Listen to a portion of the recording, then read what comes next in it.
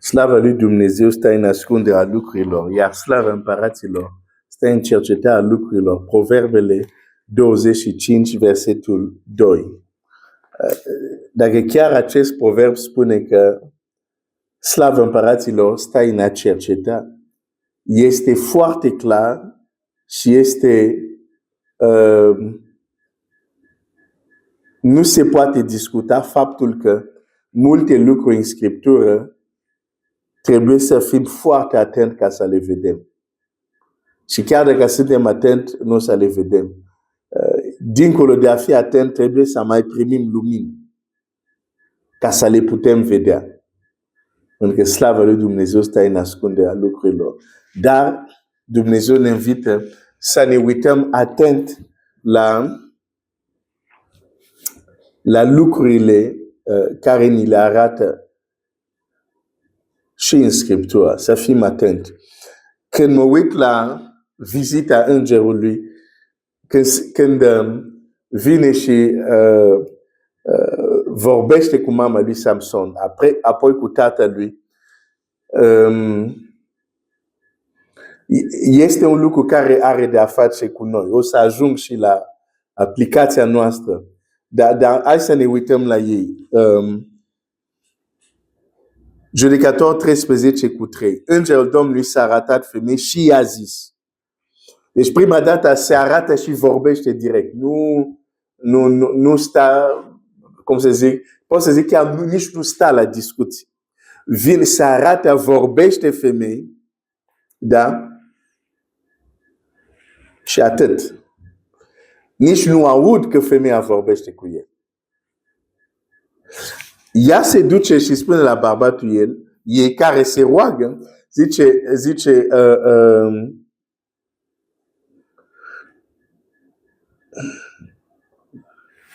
zice la versetul 9, la versetul 8, Manoa se roagă, zice, Doamne, te rog să mai vină odată la noi, omul lui Dumnezeu pe care l-ai trimis și să ne învețe ce să facem și să ne învețe ce să facem pentru copilul care se va naște și să ne învețe ce să facem. Dumnezeu a ascultat rugăciunea lui și îngerul lui Dumnezeu a venit iarăși la femeie. Ea ședea într-un ogor, Manoa, bărbatul nu era cu ea. Ea a alergat repede să dea de veste. Deci, de data asta din nou vine, se arată, dar nu vorbește. Femeia înțelege ce se întâmplă, se duce, cheamă soțul ei. Soțul ei, Manoa, vine, îngerul nu vorbește. Este Manoa care vorbește. Biblia zice așa. Manoa s-a sculat, a mers după nevasta sa, s-a dus la omul acela și a zis, tu ai vorbit femeia acesta? El a răspuns, eu. Fii atent la conversație. Îngerul nu vine și deschide gura să spună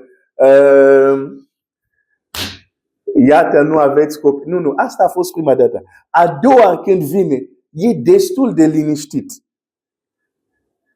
De fapt, nici nu vorbește. Tot ce face, dacă te uiți atent, îngerul nu vorbește deloc. Tot ce face îngerul aici, fii atent. El răspunde doar la ceea ce este întrebat. Ai.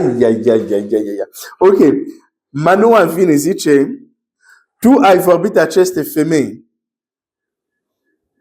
El a răspuns, eu. Foarte scurt. De ce? Pentru că rolul îngerului aici, când a venit a doua oară, a venit ca un învățător. Prima dată a venit ca cineva care anunță o veste. Ai. Prima dată a venit ca cineva care anunță o veste. De aceea a venit, a anunțat vestea și a plecat. N-a stat de vorba cu femei. A doua oară vine ca un învățător. Pentru că Manoa a zis, mai trimite-l să ne învețe.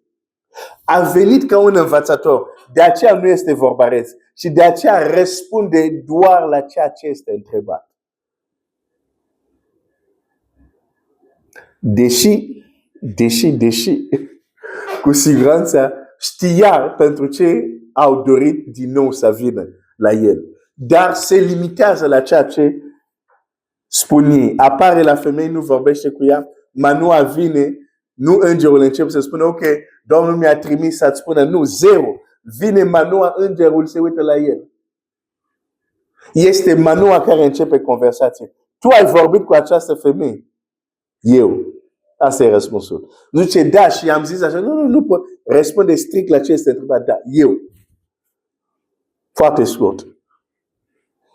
Pentru că acolo în cer, ei nu folosesc vorbe așa cum folosim noi oamenii. Ei folosesc vorbe strict doar când este necesar. Tu ai vorbit de această femeie? Eu. Noi am zis, da, eu am fost data trecută, când era cald, am fi început să povestim. Nu. Îngerul zice doar eu. Au să încerc să răspunde așa, cum ar fi? Așa scurt și la obiect, știi? Dar unii nu să se bucură. Dar în fine, mă gândeam eu așa. Dar asta este realitate. El vine a doua oară ca un învățător. Și Biblia zice așa, Manoa a zis, acum dacă se va împlini cuvântul tău, ce va trebui să păzim cu privire la copil și ce va fi făcut? Și ce va fi de făcut? Din nou, Manoa vede că nu prea e vorba reț. Cumva el trebuie să întrebe, da, pentru că a venit ca un învățător. Ce vrei să știi? Întreabă.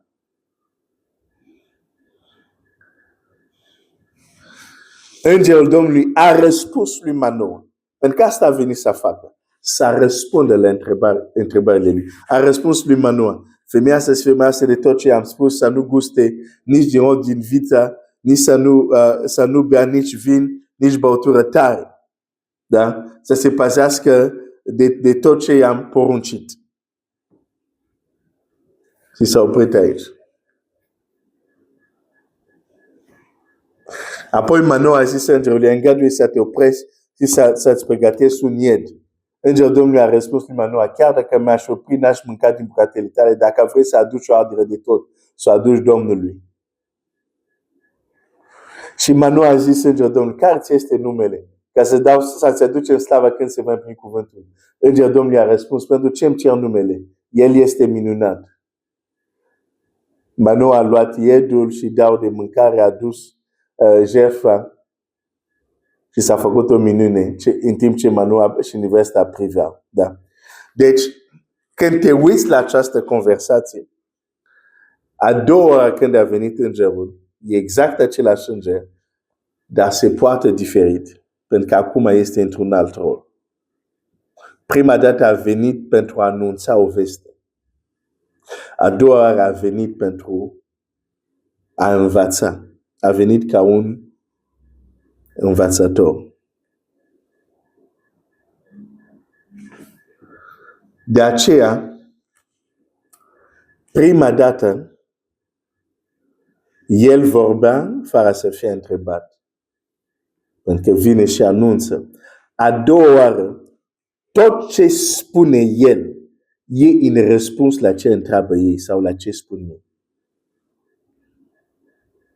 Pentru că a venit ca și învățător. Cred că probabil Manoa s-a aștepta să audă de la el și a văzut că îngerul este tăcut. Ar trebui să întrebe el. Dacă Manoa nu ar fi deschis gura, îngerul s-ar fi uitat la el. Pentru că rolul lui a fost, am venit să te învăț. Ce vrei să te învăț? Care sunt întrebările tale? Și ce a întrebat Manoa? Asta a răspuns îngerul. Acum, ce are de a face asta cu tine sau cu mine? Asta o să vedem mâine sau poi mâine. Dumnezeu să te binecuvinteze.